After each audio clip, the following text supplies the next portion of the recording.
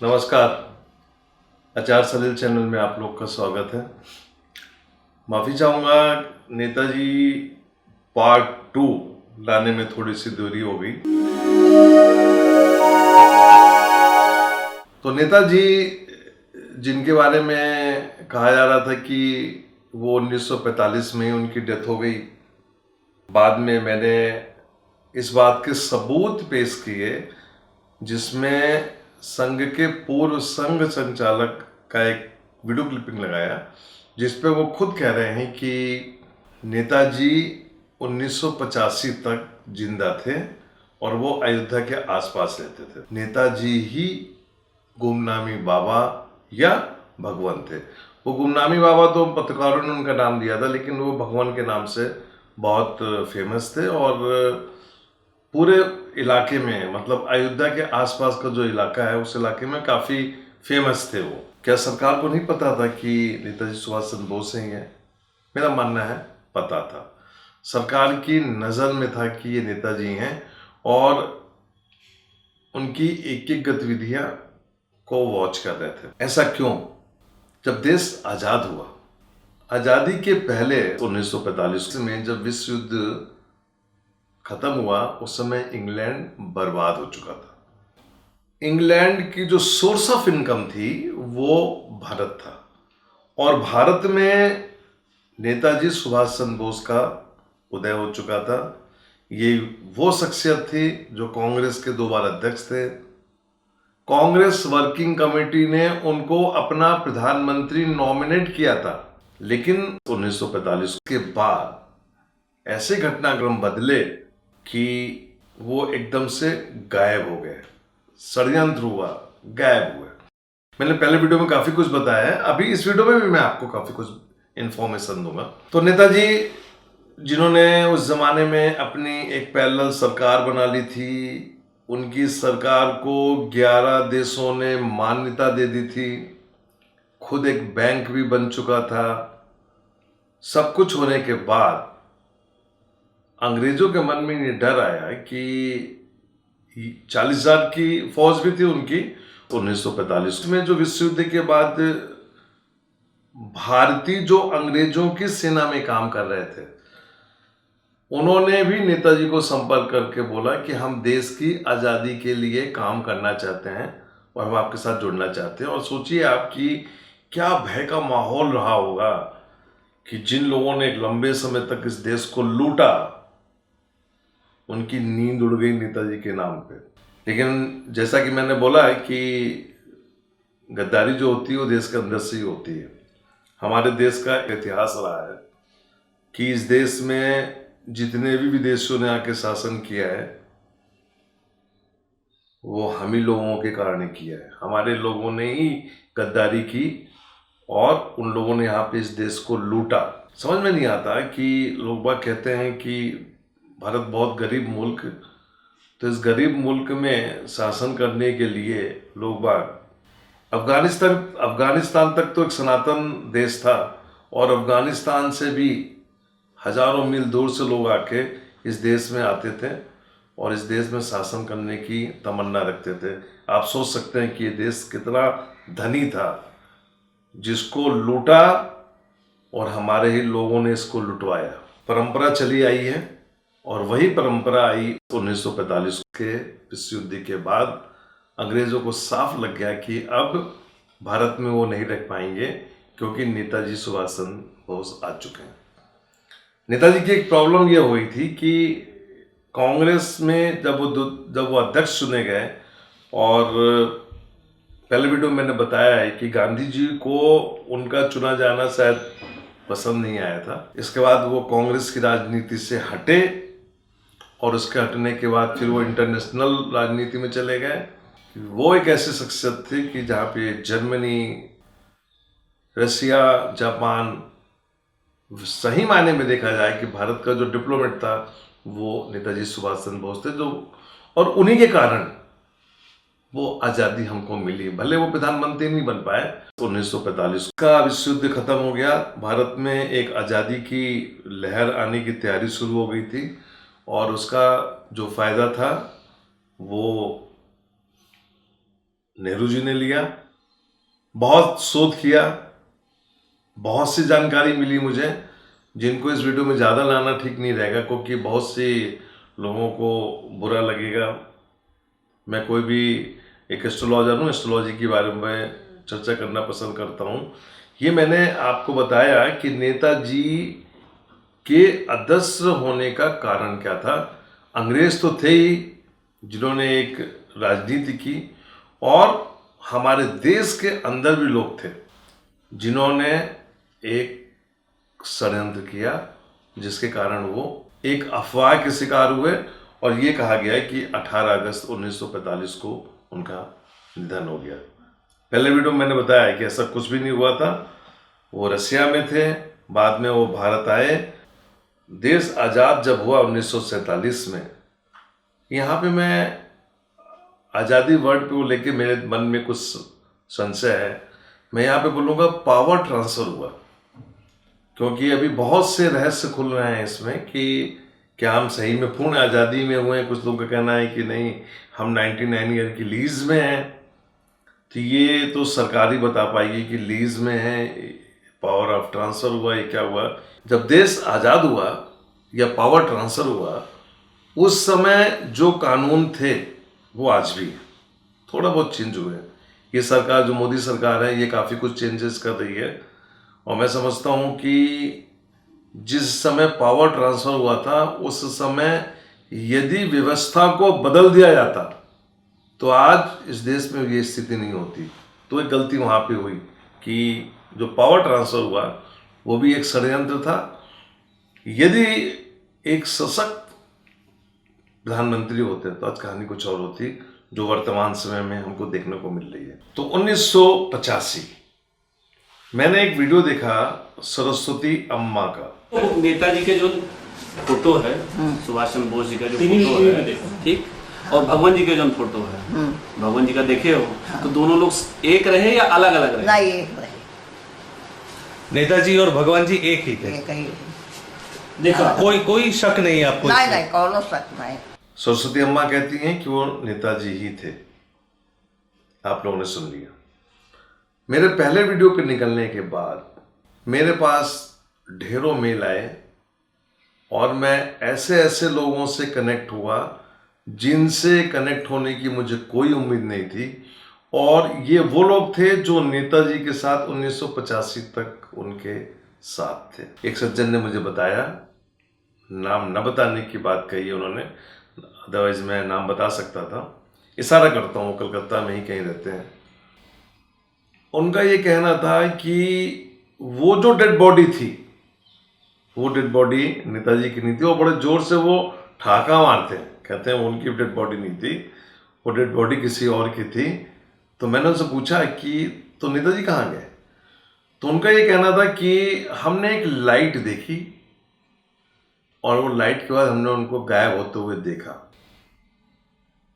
मैंने पहले ही कहा कि जब भी 8वीं और 9वीं ओरा का जागृत होता है,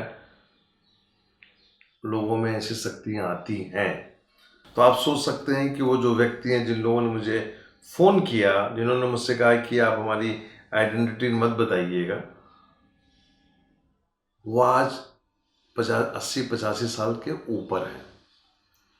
और उन्होंने मेरी इस बात की तस्दीक की कि आप जो कह रहे हैं कि नेताजी दोबारा आएंगे, वो आएंगे। उनके मन में एक उत्साह है। उनका ये कहना था कि आपने एस्ट्रोलॉजिकली बताया है, हमको तो नेताजी बता के गए हैं कि वो आएंगे।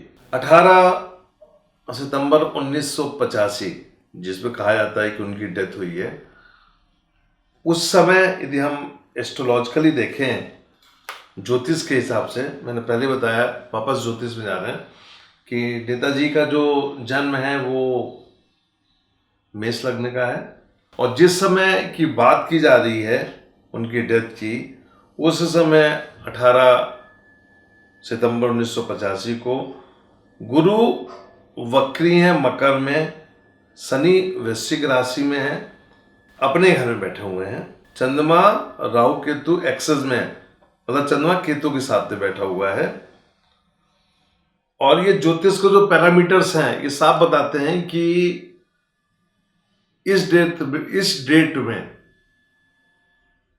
उनकी डेथ नहीं हुई, वो एक और डेस्टिनेशन के लिए गए जो आध्यात्मिक डेस्टिनेशन थी, जहाँ पे हम नौवीं ऑरा की बात करते हैं, जहाँ पे हम साधना की बात करते हैं, जहाँ पे हम सिद्धि की बात करते हैं। मैं मानता हूँ कि उनके साथ ज्यादती हुई, कायदे से वो भारत के प्रधानमंत्री बनना चाहिए। 1942 के वॉर के साथ जो उनके साथ षड्यंत्र किया गया, हमारे ही लोगों ने जो उनके साथ जो षड्यंत्र किया, ये एक बहुत कष्टदायक, दुखदायक घटना थी। लेकिन राजनीति में सब कुछ संभव है और उसी के ये शिकार बने। लेकिन जैसे मैंने पहले बोला कि ये वो कुंडली है जो आध्यात्मिक दृष्टिकोण से बहुत हाई है, इसका जो स्पिरिचुअल पावर है वो बहुत हाई है। पहले वीडियो के बाद इनके परिवार के लोगों ने भी मुझसे संपर्क किया और मैंने उनसे एक ही सवाल किया, जब नेताजी 1985 तक अयोध्या में थे, क्या आप लोगों ने उनको संपर्क किया? नहीं किया। 1985 तक वो वहां पे थे, लगभग 40 साल का जो पीरियड था अयोध्या के आसपास के इलाके का, क्या उनके परिवार के लोगों ने संपर्क किया? मेरे हिसाब से नहीं किया, क्योंकि उनके परिवार ने ही मान लिया था कि उनकी डेथ हो चुकी है। लेकिन आज वो कहते हैं कि नहीं, आपकी बात में कुछ सच्चाई है, क्योंकि जो उनकी स्पिरिचुअल पावर थी, जिस ढंग से वो 17-18 साल की उम्र में चले गए, आए, साधु संत बन गए, परमहंस के भक्त हो गए, जो उनकी 7वीं ऑरा जागृत हुई, 8वीं हुई, ये सब जो था, इसको देखते हुए एक साफ पता लगता है कि वो विलक्षण पर्सनालिटी थी।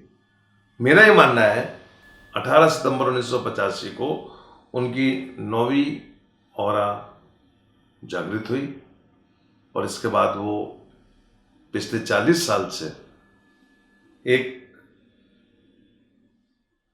साधना में है। मैंने पिछले वीडियो में बताया था कि मैं आपको इशारा करूंगा कि वो कहाँ पे है, वो एरिया कौन सा है। सोशल मीडिया में इस बारे में बहुत सी चर्चा की जाती है, ज्ञानगंज के बारे में भी लोग बात कहते हैं, बहुत से साधु संतों की अपनी अपनी राय है। मैं इस बात से सहमत हूं कि वो लगभग उसी एरिया में ही वो अपनी साधना में है। दोस्तों, पहले वीडियो के बाद कई साधु संतों ने मुझे फ़ोन किया और उन्होंने मुझसे आग्रह किया कि उनकी उम्र न बताई जाए।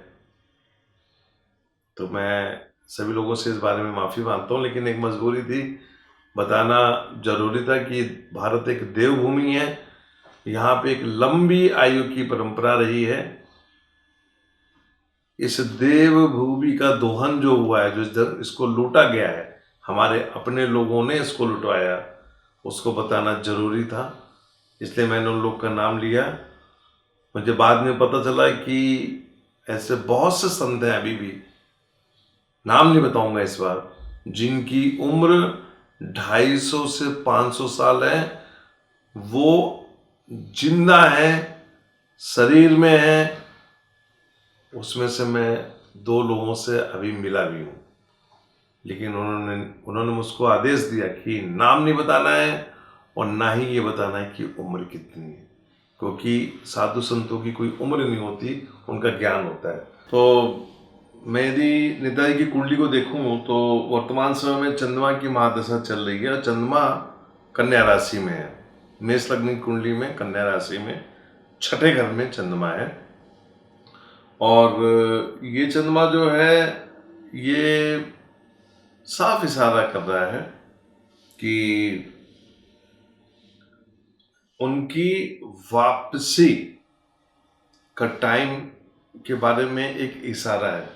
यदि मैं एस्ट्रोलॉजिकली देखूं कि ये घटना कब हो सकती है, तो मेरा ये मानना है कि चंद्रमा की महादशा में जब केतु का अंतर आएगा तो वहां पे इनकी प्रेजेंस आएगी, वो फिर एक रूप में अपने आएंगे। लेकिन इस बार जो है परिस्थितियां बदली हुई होंगी। नेताजी जब 40 साल तक भगवान के रूप में यहाँ पे थे तो वो खुल के सामने क्यों नहीं आए? तो मैं आपको बताना चाहता हूं कि जब देश आज़ाद हुआ, यानी कि पावर ट्रांसफ़र किया गया, ब्रिटिशर्स ने जवाहरलाल नेहरू को ट्रांसफ़र किया, उनको अपना प्रधानमंत्री नियुक्त किया। उस समय एक एग्रीमेंट साइन हुआ और वो एग्रीमेंट जो था वो ये था कि नेताजी सुभाष चंद्र बोस जिंदा या मुर्दा यदि मिलते हैं तो वो इंग्लैंड को, ब्रिटिशर्स को, भारत सरकार उनको हैंड ओवर करेगी। लेकिन ये भी है कि उस समय की सरकार को ये पता था कि यदि ऐसा कुछ करेंगे तो देश में एक बलवा हो जाएगा, इसलिए मेरे को ऐसा लगता है कि ऐसा नहीं किया गया। लेकिन कहीं ना कहीं कुछ ये बातें रही होंगी और उनकी अपनी एक मजबूरी थी और उसी मजबूरी के कारण उन्होंने छुप के एक जीवन जिया। मैं ये नहीं कह रहा हूँ कि मर गए हैं, ही इज स्टिल अलाइव, अभी भी हैं, वो आएंगे। तो उन्होंने एक जीवन जिया और जब 1985 में एक अफवाह फैली, उस समय सरकार किसकी थी? राजीव गांधी प्राइम मिनिस्टर थे, कांग्रेस गवर्नमेंट की सरकार थी। तो मेरा ये मानना है कि कहीं ना कहीं कुछ बाध्यता रही है जिसके कारण वो खुल के सामने नहीं आए और सरकार भी कुछ ऐसे अनुबंधों, एग्रीमेंट में बंधी हुई है कि वो भी कुछ नहीं कर सकती। वापस एस्ट्रोलॉजी में जाते हैं।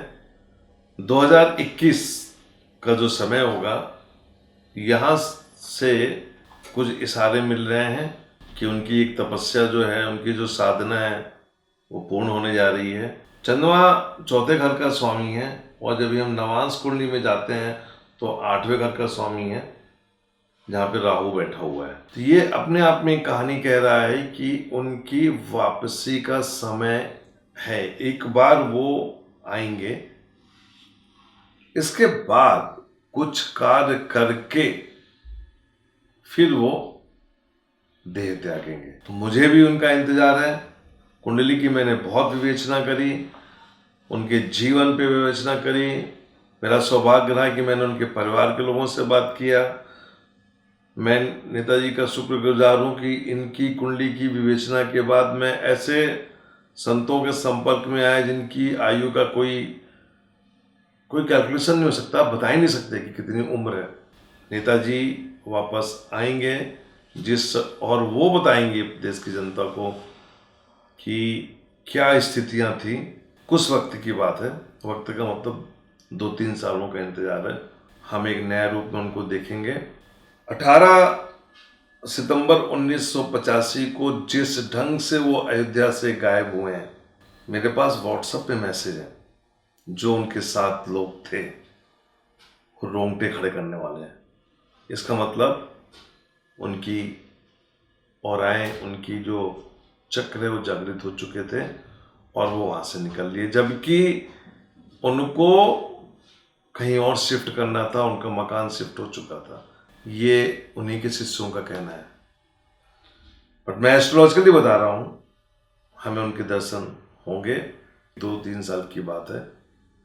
नमस्कार।